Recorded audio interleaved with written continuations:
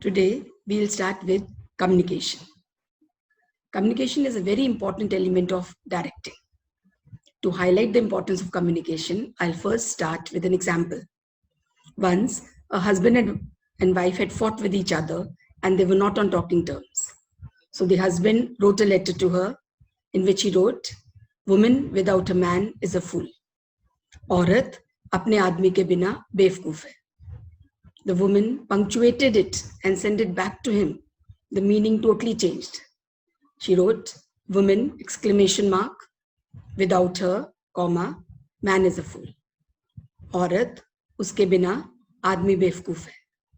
So communication is so important that if it's not understood in the same sense, then it is meaningless. Today's topic for discussion is communication. Communication is a process of exchange of information between two or more persons to reach a common understanding.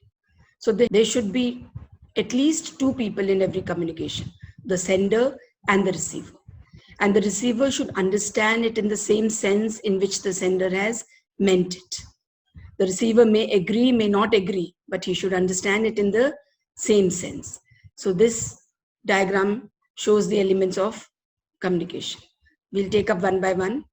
First is the sender, the person who conveys his thoughts or ideas to the receiver. In one communication, there can be only one sender. Then comes a message. It is a content to be communicated. It includes ideas, feelings, suggestions. Now, what is the sender going to send? So what he will send would be some ideas that he has or his feelings, suggestions, etc. Then comes encoding. It is a process of converting messages into communication symbols such as words, pictures, gestures, etc. So what you are reading here are the words. This is also encoding. Then pictures that I showed in the previous diagram that was made, that was picture. Then gestures could be I fold my hands like this or I wave it like this. These are gestures.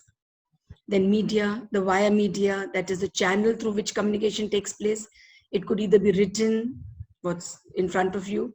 It could be face to face, or it could be through a phone call or internet, like we are using this means of communication. Then comes decoding. It's a process of converting coded symbols of the sender. So when the sender has sent message, the receiver needs to decode it. Decoding is the opposite of encoding. Then comes the receiver for whom the message is sent, the person for whom the communication is meant. So there can be more than one receiver in a communication. And then finally comes feedback. Actions of receiver that indicate that he has received and understood the communication. Communication is not complete unless the receiver sends feedback back to the sender. Communication is a process. Process means it should come back to the person who started it. That is why when you are taught in the school, then you take exams. After that, the teacher evaluates it. So whatever is being taught, have you understood it or not, goes back to the sender. So that completes the communication. The receiver may agree, may not agree, but the receiver should understand the communication in the same sense in which it is meant. Now, while the communication is going on, there may be certain obstruction or hindrances to communication. Now, what are they? Ambiguous symbol leading to faulty encoding. So sometimes the symbols are so ambiguous that it is very difficult to understand it. So once a child, he participated in a race and he came home and he showed this to his mother. What does this mean? It could either mean that he stood second, or it could mean that he was victorious. So symbols sometimes become very ambiguous, which leads to faulty encoding. Then second is poor telephone connection. Quite often when you're talking on the phone, the other person is not able to hear you because of so much of disturbance in between. So that is another cause of noise. Then third is inattentive receiver. The receiver may be preoccupied with something else and therefore is not listening properly to what you are saying. So that is also a hindrance in communication.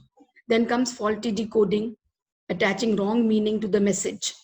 Sometimes what happens, you don't understand the message in the sense in which it is meant. Once a manager told his worker a sentence which the worker interpreted wrong. So manager sent, Roko mat jane do. Somebody who had come to meet him, so he called his PN and he said, Roko mat jane do. Now the worker thought, Roko mat jane do. Don't stop him, let him go. Whereas what the manager meant was, Roko mat jane do. So if you don't understand the message in the same sense in which it is meant, then this is called faulty decoding. You have decoded it wrong. Then prejudice obstructing the understanding of message. Sometimes the person who's listening is already prejudiced against the sender. So he does not understand the actual meaning of the message. And this defeats the purpose of the message. For example, a friend of yours told you last Saturday that there's going to be no school. There's no class, no online class to be held. So you never switched on and therefore you didn't attend. But next time there was a class, your teacher told you to do extra homework because you had not attended the previous class. Now again he's saying tomorrow there's no class. Now you are not going to listen to him. Now your mind is prejudiced. You think he led you on last time and maybe he's doing the same this time also. Then the sixth noise or hindrance is gestures and postures that may distort the meaning. Sometimes the gestures are different from what we are wanting to communicate. For example, if I ask you, have you understood what I'm saying? Yes, ma'am. Yes, ma'am, we have understood. So you're nodding your head, that is in negative, and you're saying, yes, ma'am, that is positive. So what is the other person supposed to understand?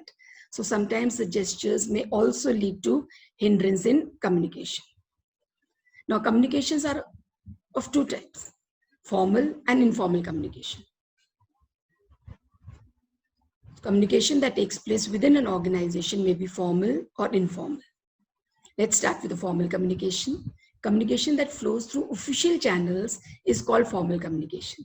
So when you're working in an organization, all that communication that flows through the official channel is called official communication or formal communication.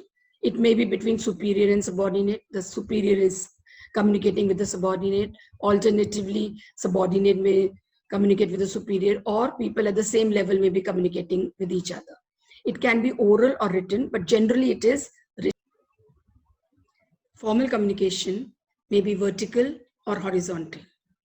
Vertical communication is which flows from top to bottom, that is downward communication, or from bottom to top, that is upward communication. These two forms of communication is called vertical communication. Now let's do the examples of upward communication. Upward communication, as the name suggests, when communication flows from the subordinate to the superior.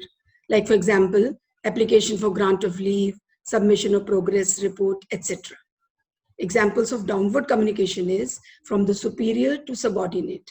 For example, notice to employees to attend meeting or assignment of work to subordinates. Then formal communication can also be horizontal. Horizontal means same, at the same level. Just like horizon, horizontal is, that means at the same level. It's also called lateral communication. This is the other term used for horizontal communication. It takes place between one division and another. Say one department and another at the same level. So examples are communication between production manager and marketing manager to discuss the schedule of delivery, etc.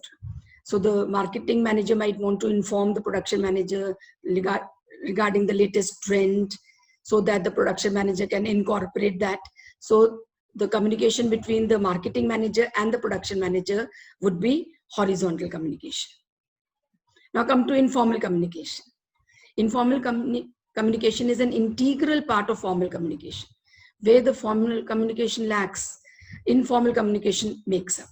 So communication that takes place without following the formal lines of communication is called informal communication. It is sometimes called grapevine or jungle telegraph also. It arises out of the needs of the employees to share the views which cannot be done through formal channels. Sometimes what happens that the employees have the needs, their social needs, emotional needs, which cannot be fulfilled through formal communication. For example, the superior has been scolding the subordinate for not doing the work properly. Now the subordinate is not able to answer back to the superior, but he can always talk to his friend during canteen time and vent out his feelings so that next time he meets the superior, he doesn't hold anything against him. Similarly, the superior might have explained how this machinery is to be operated upon to the subordinate, but the subordinate did not understand it at all. Now he's scared that if he asks the superior again, then maybe the superior may not get a good impression about him. So he asks his friend to explain it to him how it is to be done. The friend had been working on that machinery earlier. So the friend explains it to him step by step, how the machine is to be operated, and now he understands how it is to be done. So what are the limitations of formal communication are being covered up by informal communication. This communication spreads very rapidly. So whenever there's a need to spread information very rapidly, then informal communication takes place. It sometimes leads to rumors, as detecting the source of such communication is very difficult. For informal communication is just like Chinese whisper. By the time it reaches the 10th person, the message might have been distorted altogether. The 10th person might not be knowing who actually started it. So informal communication sometimes leads to rumors. But despite the fact that you cannot trace the source of informal communication, still the managers use informal communication because it helps them to fulfill all the shortcomings that are there of formal communication. That's in this video. Thank you for watching, children. And please do subscribe to my channel.